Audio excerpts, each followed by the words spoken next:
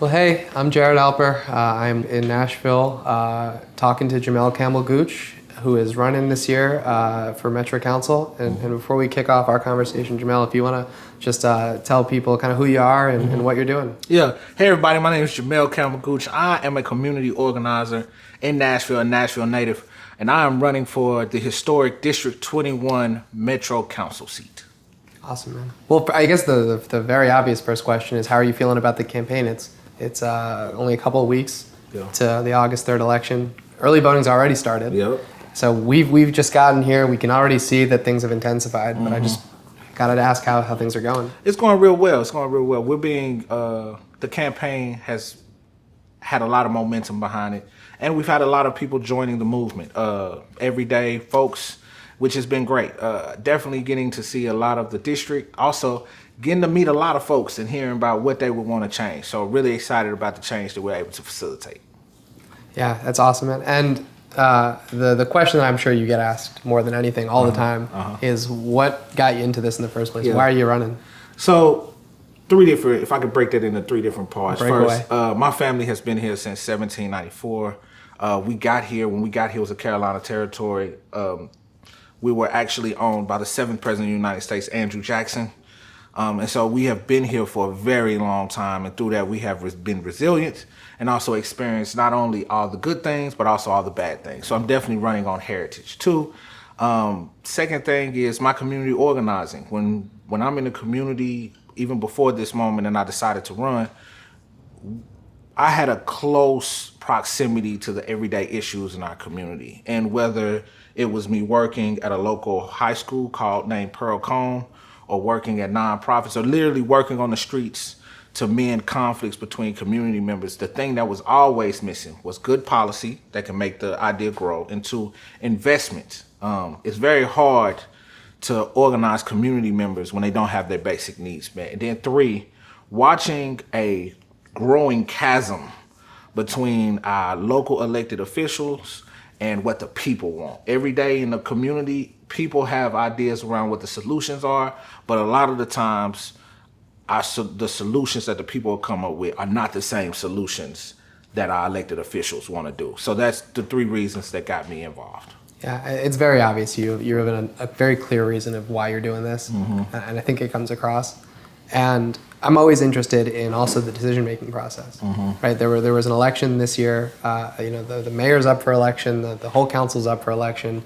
You're one of a few races where you're actually challenging one of the incumbents who's not termed out. You're going kind of head to head. There is always a risk, I think, in challenging an incumbent. It's historically more difficult to do it.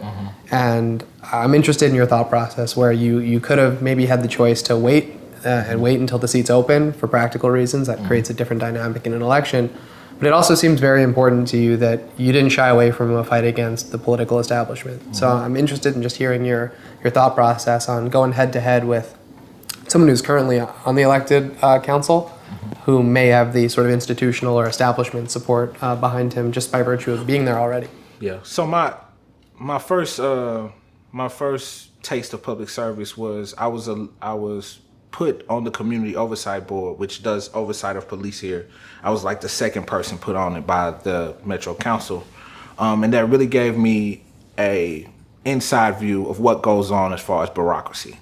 And it also gave the public an opportunity to see what it looks like for me to actually be inside of the system. And so ever since that day, people had started to ask me to run. They was like, well, you're great in the community oversight board. You're well knowledgeable. You talk to us about it all the time. You're a source of information. And that would be at Kroger's, at the library, at the community center, wherever people would see me, they would be like, I understand you're doing that, but what about if you run? And I think far too little, especially in districts like mine, do Black people get the opportunity to select who they want to run. A lot of the times, people kind of come into the community and say, well, I'm the leader. And I thought, I think people having an opportunity to be like, you're our leader, please run. I thought it would be irresponsible not to take that on and take that seriously. So that was one reason why I decided. And then two, our Nashville is at a very specific place. Our city is growing exponentially. Between last year and this year, our local budget grew by 6%. We had a $64 million access. And so what that meant is that there's a lot of things that can be paid for at our local level that are not getting paid for. So that's just an example of how people would prioritize things like sidewalks, better paved streets, more resource community centers. But our elected officials are doing something else. So that was the second thing, is to try to get the everyday investment into our community to build a better community. Yeah, I think it's the thing to add that I would add is it sounds very much like the current Nashville government is very out of touch. For sure. With people, right? For sure. And that means people feel disenfranchised. People don't feel represented. Right. So it's obviously a big part of what you're doing and what you've embraced. And what would you say to those people who feel left out from the political system and might actually look at politics generally and just say, this isn't for me, this isn't the change, this isn't the way to make the change that I know we need to see in our communities? For sure. First thing I would say is policy defines our environment. Everything that you see outside your door, whether it is a sidewalk that's only 4 feet, doesn't take up the whole street, or you see all of those long, tall, skinny houses being built all over the place. That is an example of policy. So in order to change anything that you want to see, it has to be backed by policy if it's going to be foundational and long lasting. The other thing that I would say is it's happening on purpose. You feel a sense of hopelessness on purpose. You feel like these things are not for you, that it's too complex, that you're not equipped to handle them, like you're not a person that should be over there, that you even feel like it's inaccessible, because it is. Those things are a very intentional way. And the large corporations and people who come to exploit us take advantage of that, right? So we actually need you to be more involved, because your involvement will literally prevent our further exploitation. Yeah. And it's just contrast, right? Right. Like, I think we've seen it in the mayor's election for sure.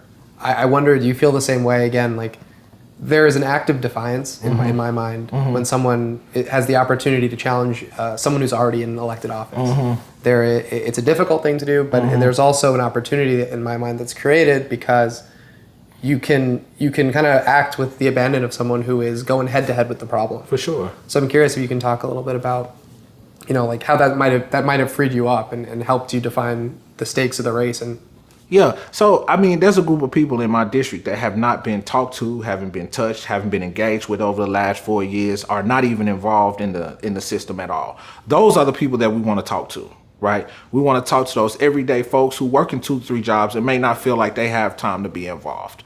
That was a large issue. Even folks that were asking me to run were not your everyday folks. They're retail workers, people that work at the supermarket, people that change tires for a living, people that work at rubber plants, everyday workers. And so that was very interesting. And it's even more interesting as we do the grassroots organizing to make sure that this campaign is putting forth the best effort that it possibly can. There's so many people in District 21 that has just not been engaged, because this idea of just that those folks are not worth the effort to engage, which is very interesting. One thing that has been kind of left on the floor is throughout this campaign, we've had a lot of invitations to participate in forums in front of everyday folks, and we did them, but our opponent would never show up. And I think that that's important to remember. It just shows the value that our current opponent actually has in everyday working class folks in our district. I don't know if I answered your question. No, I think you did. Okay. I remember working campaigns, and it's always the person who's going head to head with the system. Doing independent races. You're always the one who's operating as an outsider. And there are some folks who look at that and say, there's no value in challenging the system, but the majority of people look at that and I think they get excited by the idea of sort of toppling the house of cards. And certainly the idea of debating an empty chair should be a compelling one to people because they're seeing someone who's not showing up for work. I think there is an element too obviously an element of organizing involved in your campaign. I've seen just in getting to know you a little bit and as we were starting the relationship of working together, racial activism, specifically in the South, is obviously an important piece of your campaign. And I guess my question is, to take the step to run for elected office, as someone who's been involved in the new civil rights movement, what would your election to local office mean to the movement at large? That's a good question. I think it would mean a couple different things. I think it would mean, especially if we've done work with everyday folks for like the last 4 years, to just figure out what people's priorities are, but also talk about innovative solutions to problems like guaranteed basic incomes and like things like that. We've been really struggling with those ideas on a community level on how they affect folks. So I think my win, and when we move, and if we were able to move this movement into city council, what it means is that we have someone that is accountable to the organizations and accountable to the people of District 21, everyday working class folks. The idea that what we are doing now and what we have done over the past 4 years will continue to happen. So that means that front porch organizing, that door to door, that making phone calls around policy though, right? And around finding solutions to everyday issues. Our district has never seen that. They haven't seen a elected official that's accessible in the way that we are planning on being accessible, or an elected official who is moving like an organization, knocking on those doors, hitting those front porches, explaining to people who might not see themselves as worthy of the actual system, but explaining to them how this policy is going to affect them and giving them an opportunity to actually influence things. One big thing that we want to do is we want to make sure, especially around the local budget, that everyday folks have the ability and the access to be able to dictate where they want their dollars to go, and being able to literally talk to those folks in a way where they actually understand what's going on. So that's one main thing that we want to do. But as far as movement in general, I think it's a great win. And then I think we can also use that momentum to spur on more wins, especially locally in District 21. Yeah, man. I think I love when people talk about participatory budgeting, because yes. I'm covertly a policy nerd. Okay. try not to let people know that too often. But I think sometimes in political campaigns you lose the policy bits because it becomes too much about how do you get into the or potentially avoid, but it's become too frequently mudslinging, tribal warfare. It's not good for anybody. Right. So how has your campaign been able to kind of overcome that? I love the idea of talking about creative policy. Yeah. That is, UBI, participatory budgeting. Yeah. But how have you been able to kind of mobilize around those issues and leave the mudslinging and partisanship at the door? See, that's the organizing work that we've done before this moment. So we're coming into a electoral base or constituent base or just people in District 21 where we've already kind of been organizing with them. One of the things that happened not too long ago before COVID is we were hit with a tornado before COVID, that devastated a lot of the community. And I did a lot of work with local organizations to actually help people recover from the tornado. So they gave us an opportunity to get closer and closer to people. And through that last 4 years, we've been talking about guaranteed basic income. We've been talking about participatory budgeting. We've been talking about fully funding education, not just on a way where our teachers can have a 4% increase to the cost of living, but where they can actually have an increase to the cost of living that is adjusted for what Nashville needs. So we've been talking to folks about that. We've also been organizing with churches, everyday folks around the budget, and trying to condense that 400-page document that you need to be accountant to understand into a 5-page document where people can understand where their dollars are going. So we've been doing that work, and I think we've been able to build so much momentum because people have an expectation that we will continue to do that work. And if anything, the information will become better because we will get it sooner because we will occupy the seat. Right. Yeah. Every campaign is a means to government and leadership, right? Mm-hmm. And so I have a question. I have a couple of questions. I think we'll wrap up. The question that I love asking candidates is, what is something that you have learned about yourself throughout the course of running a campaign? I know you've been involved, obviously. Ooh-wee. But now that you're a candidate, what have you learned about yourself as a result of running into the arena? So I worked several years retail. Like 11. And so what I learned about myself, even in the organizing work and even in the campaign work, is that I have a spirit that sometimes is a little bit relentless. And it's been adjustment, right? Like sometimes my volunteers have to go knock doors without me. I hate that feeling. Like I want to be out there with them, knocking on every single door that we can knock on. I want to make every single phone call that we've had. But, my organizing partners like Erica Perry, like Mike Floss, that I've done organizing work with have really helped me to be like, look, you can trust other folks. You don't have to be there every day for the team to play. The team can play without you while you go play somewhere else, which has been an amazing opportunity to be able to see. And then secondly, being able to hold controversy. Our campaign has experienced, this people-centered campaign, one thing that I did not know is how much developers would consider us a threat, which I think is a very much so telltale of where District 21 is, to the point where we've had volunteers kind of getting threatened on a way that's kind of not good.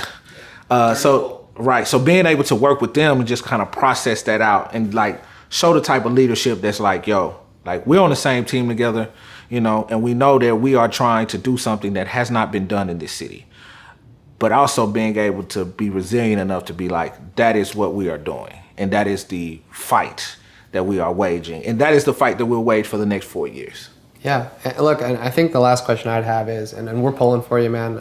I think I can speak confidently for the folks that were in this room just watching you speak. It's a very aligned vision and value statement with the reason that we do this work too.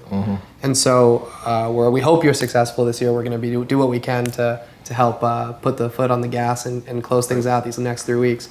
But assuming you kick the door open, and we can get other people to draft behind you, and we can get independent-minded, people-powered folks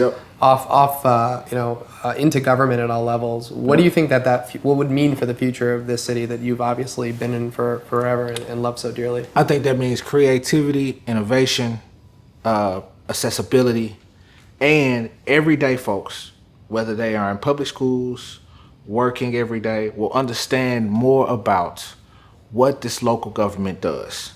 And it also means that Nashville actually lives up to its ideals of being a progressive city. Because right now, Nashville just does barely enough to where people on the outside could say, oh, that's a progressive city. But then when it comes to policy and investment, we don't get that, right? And so I think it means that. Also, I think it means a future where Nashville is more affordable for everyday folks. We actually center the people that live here instead of tourists. And you are able to build a future for Nashville where the young people can actually not only live here, but thrive and have more control over what their community looks like. It's a hell of a vision worth fighting for, man. For sure. Well, cool. For sure. Thank you for taking the time with us. No problem. This has been awesome. And we look forward to being in the trenches with you in these next 3 weeks. Thank you so much.